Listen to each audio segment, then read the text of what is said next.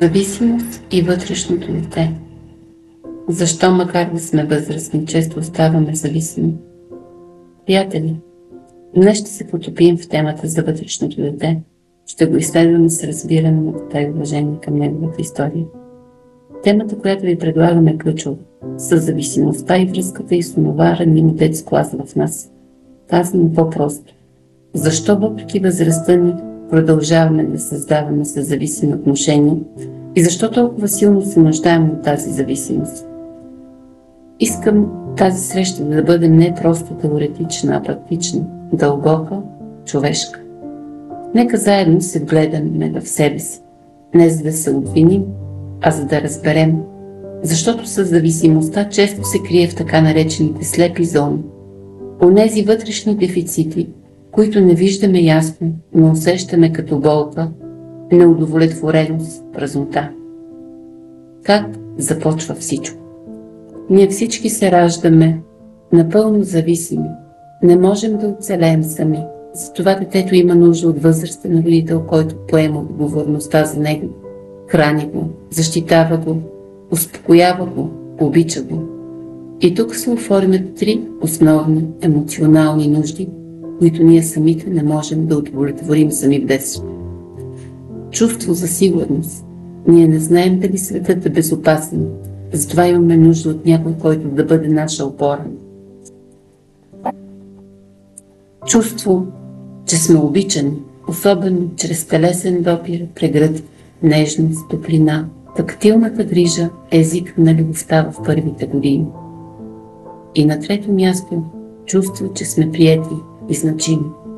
Аз съществувам и съм важен такъв, какъвто съм.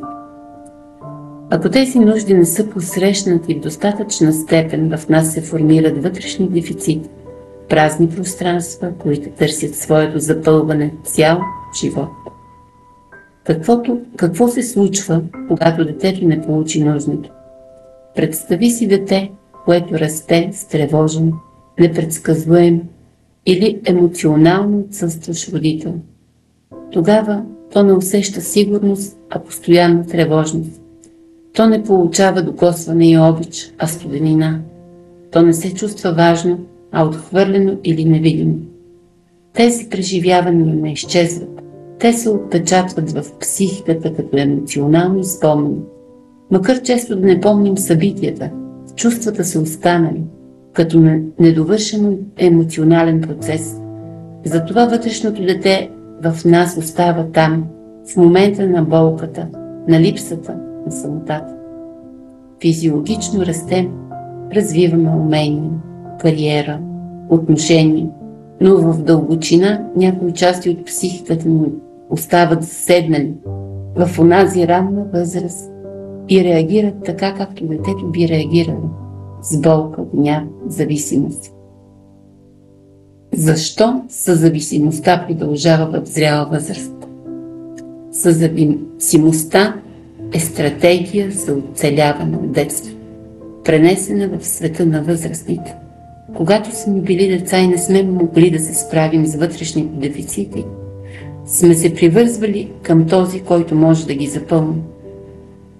Проблемът е, че в зряла възраст продължаваме да търсим другия човек, който да запълни празнината в нас, вместо да развием способността сами да го направим.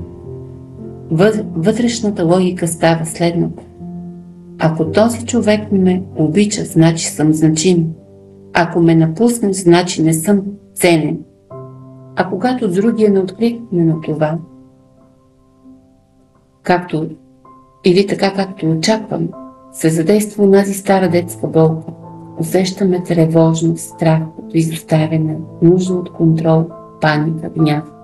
И често се обвиняваме, че сме слаби, че сме прекалено зависими, че не трябва да съм така.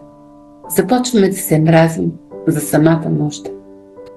Това е втора рана, раната от самоупредка. Какво ни казва тази нужда? Всъщност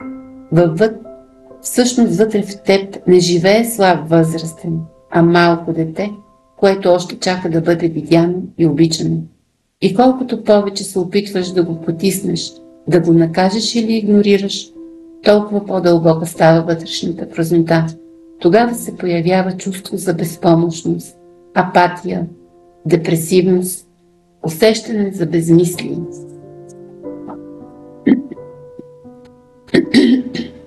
Не защото си повреден, а защото вътре в теб има част, която още не е получила любовта, от която се нуждае. Какво да правим? Първата стъпка е да спрем, да признаем тази част в нас с нежност, а не с вина. Да й кажем: виждам те, разбирам те, ти не си слабост, ти си част от моята история и от днес нататък аз ще се грижа за теб. Съзависимостта не е дефект, тя е следа от неизлекувана нужда, а пътят към вътрешната зрялост минава не през отказване от нуждата, а през учене как да я посрещнем сами, с любов, с граници, с истина.